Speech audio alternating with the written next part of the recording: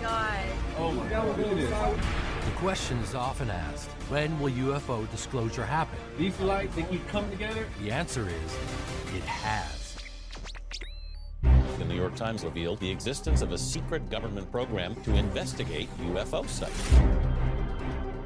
It's a very complicated story. I have put a briefing together for every president since Bill Clinton. Interplanetary war. Look at this. This is the next big thing that they want the public to be afraid of. This is a national security imperative.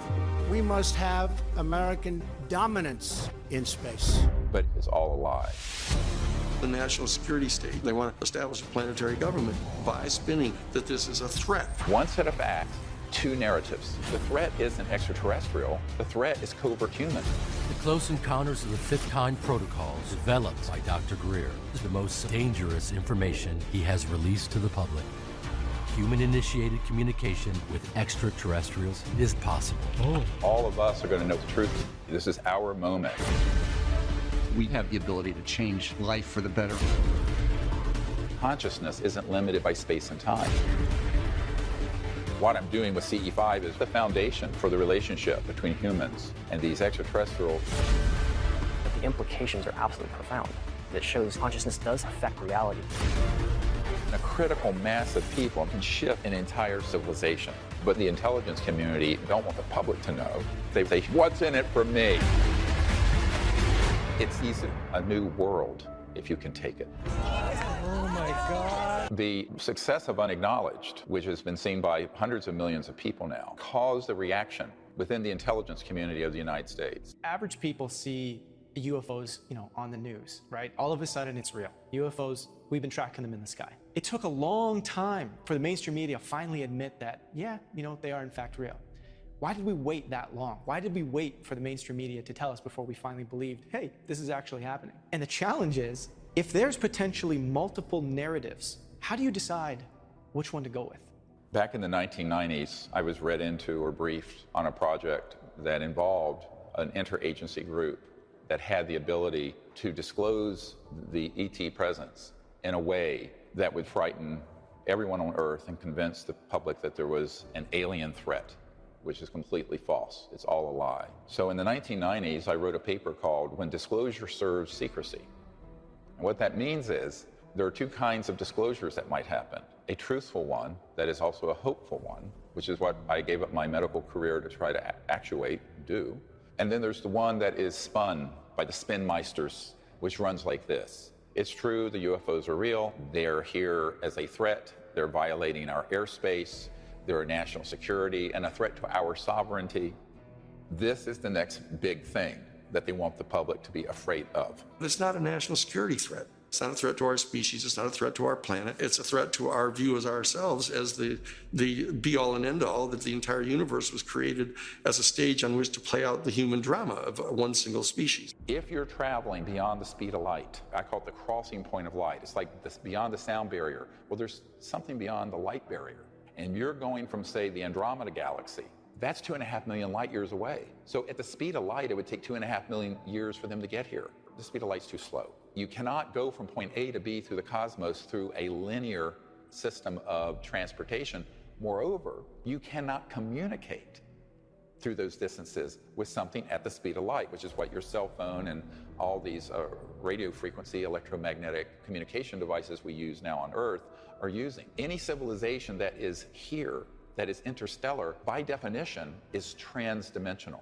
They're passing through other dimensions and dropping out of linearity and going from A to B, boom, almost like a teleportation where it's that resonant effect from point A to B.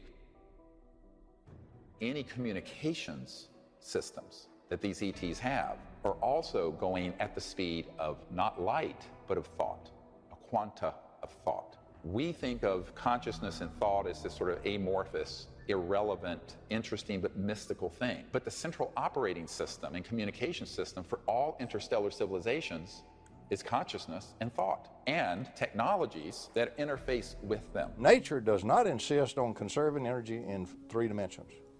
We do because we have a 3-dimensional mind. We like to think in terms of space because observation itself destroys time and what we look at is spatial. So we like to think the world is made of space, not space-time.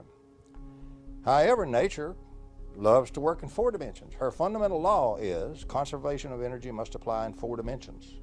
Now, you're not going to beat that one, so never think about that. But there is no law of nature that requires you to come in and say, also it must apply simultaneously in 3 dimensions. If we build some gadget that makes it apply in 3 dimensions, we apply an extra constraint on what nature will give us.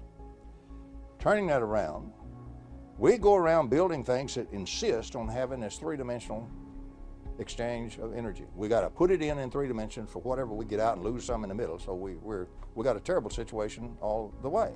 It's called entropic engineering. We always got entropy beating us to death. Never go over unity, forget it, lose a lot. We talk about, efficiencies at 30% and so forth for our power systems when we talk about burning the coal and all that stuff.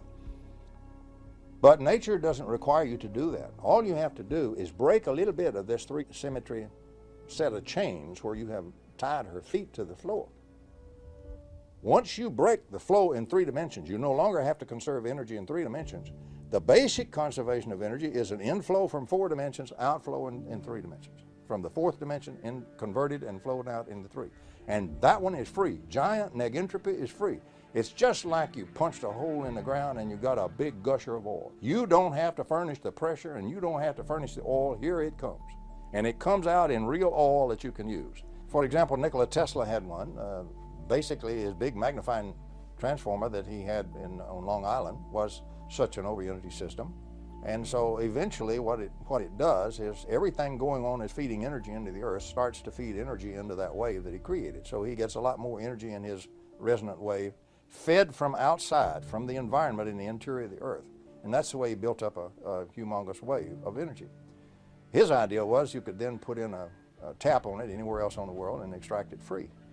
And of course, J.P. Morgan's take on that was, that's foolish, you can't put a meter on it. So that actually doomed much of Tesla's career at that point when Morgan found out that Tesla, was going to produce the energy freely. Small cost here at a central location, everybody else could tap it for free. Tesla also put a system in a car and ran a car on it, and the reason we're pretty sure is his nephew who rode in the car with him is still alive and can describe the incident and how the engine had no gas, no input of power, and would still run once Tesla got it started. And we know it's perfectly possible. Tesla apparently knew how to use this giant negentropy process that's universal everywhere. Energy is free for the taking from the vacuum, anywhere you want it. Only alternative you have now, of course, since at this moment, as we speak, the government has not moved. The scientific community has not moved. So that is a fact as of this moment I'm speaking. I hope that changes. I'm trying to change it. But right now, that is a fact. And right now it's a fact they're not going to move unless something happens to move them, and neither is the scientific community. Failing that, the only thing left is the private industry. And that's a mixed bag. First of all, the moment you try to do it in the private industry, then is when you are absolutely vulnerable to all the games. For example, lawsuit alone can hang you to where you will never come out of it for the next 15 years. The lawsuit doesn't have to be justified or anything at all. You can sue anybody for anything if you got enough money to file the suit and want to swear. Simple as that. So the other thing you have is you can trigger anybody from anywhere for all kinds of radicals to come out of there and say, oh, you used a coil of wire, or you used something over here, you used some semiconductor, you stole my invention. And so the next thing you can be in court for 20 years on that. All of this comes at you. This is part of the delay. This is the groups wanting to stay in power while we all go down the tubes. They operate primarily in the private sector.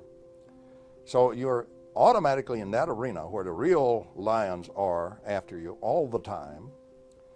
You're over there trying to find a legitimate deal. Okay, let's talk about venture capital, sometimes called vulture capital. But if you find a good one, it's not vulture, it's venture.